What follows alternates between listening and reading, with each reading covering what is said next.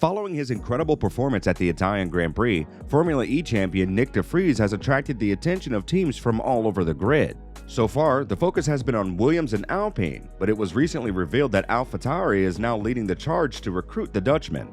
So let's discuss the possibility of that move, why the entire paddock is praising him, and what other options he has. Red Bull appears to have accepted that IndyCar racer HERTA will not be granted an FIA Super license in order to make the switch to Formula One. So that deal appears to be dead in the water. It was previously stated that HERTA's availability for AlphaTauri was a requirement for Gasly to be released from the final year of his contract in order to join Alpine after Fernando Alonso's departure to Aston Martin in 2023. However, Red Bull may still let Gasly go, with De Vries said to be the first in line to take his place at AlphaTauri. De Vries has long been linked with an F1 race seat, most recently at Williams, with whom he made his debut at the 2022 Italian Grand Prix, deputizing for the ill Alex Albon and finishing P9. That performance appears to have piqued the interest of Red Bull advisor Helmut Marko, who, according to the Dutch newspaper De Telegraaf, met with De Vries in Graz, Austria. Meanwhile, other claims have been made that the Marko and De Vries' conversation was more than that, as reports state that they have agreed on a move for De Vries to AlphaTauri next season, where he will race alongside Yuki Tsunoda. It begs the question of how Mercedes would react if a driver who has been with them for 3 years and won a Formula E World Championship decided to leave for Red Bull. Team principal Toto Wolff has stated several times that he is extremely limited in what he can do to assist De Vries in fulfilling his F1 dream, which he has been waiting for since winning the Formula 2 title in 2019. Nonetheless, he was all praised for De Vries after his Monza performance, and he has made it clear that his performance is worthy of a 2023 F1 drive. I like him. He is just a good young man. He's not only fast and has shown that in the junior categories, but he is also intelligent and a good team player. That is why he deserved it here. I don't think that anyone else could have possibly done a better job than what he did. You were in an Aston Martin, you were driving around with a rake, and then you were being drafted at the last minute in a different car. You were beating your teammate by quite a margin, you are starting 8th, and you finished 9th.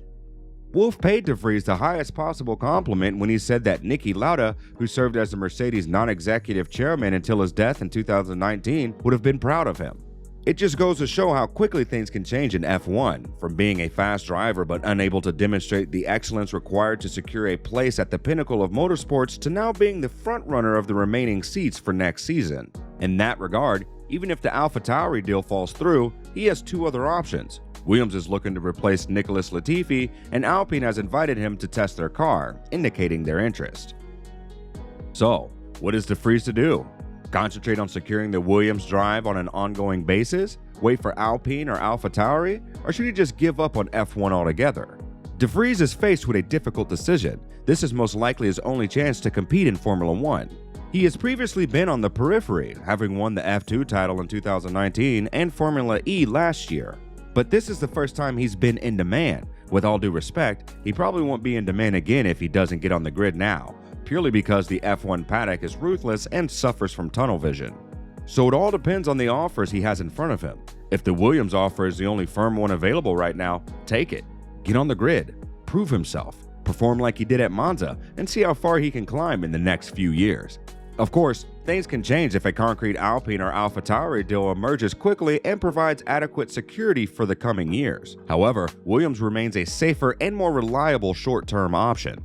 Williams chief Jost Capito stated after the Monza Grand Prix that De Vries has done everything necessary to stake a claim on Latifi's seat.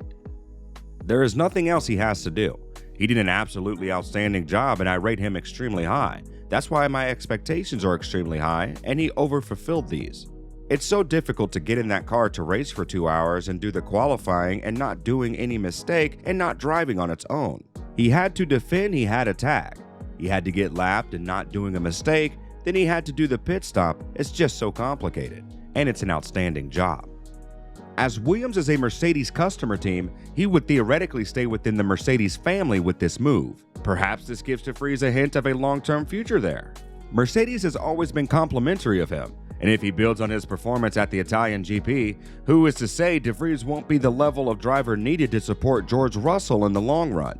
With his experience at Williams and as a driver known to Mercedes, he could be the first choice to replace Lewis Hamilton when the 7-time world champion retires, and the longer Hamilton continues to play, the more time De Vries has to make his case. He'll still have a few years left in him when a seat becomes available, and Mercedes will know if he's up to the task.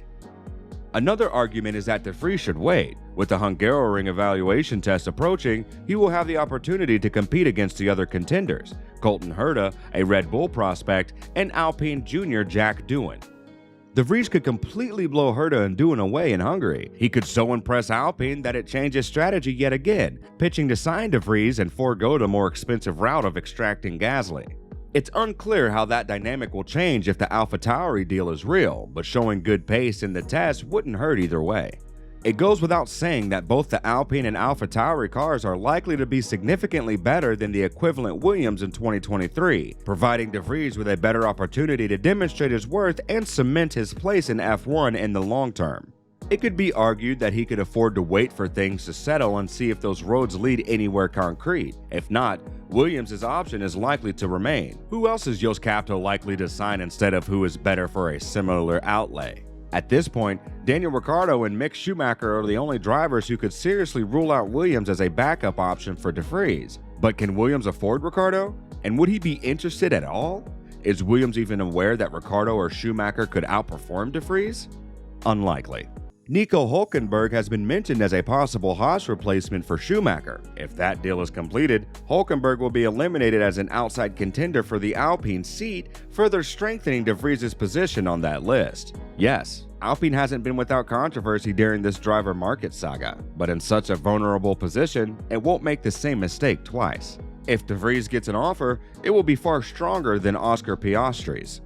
Monza will have pushed De Vries further ahead of the F1 pack than ever before. His stock is now higher than it has ever been, so maybe he should grasp the chance to forge a proper F1 career for himself, rather than settling for the safe option at Williams. But whatever path he takes, De Vries will have a lot of work ahead of him in the coming months. It's not impossible that he'll get a few more drives with Williams if Latifi's situation clears up. But even if that is not the case, De Vries demonstrated in Monza that he isn't quite there in terms of physical fitness, having to be helped out of the car by mechanics due to exhaustion after the race.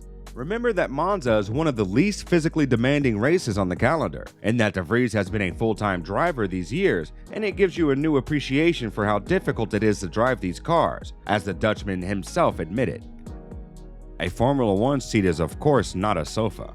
It will never be completely comfortable. You will always feel some discomfort after such a long time behind the wheel, but in general, I was comfortable in the car.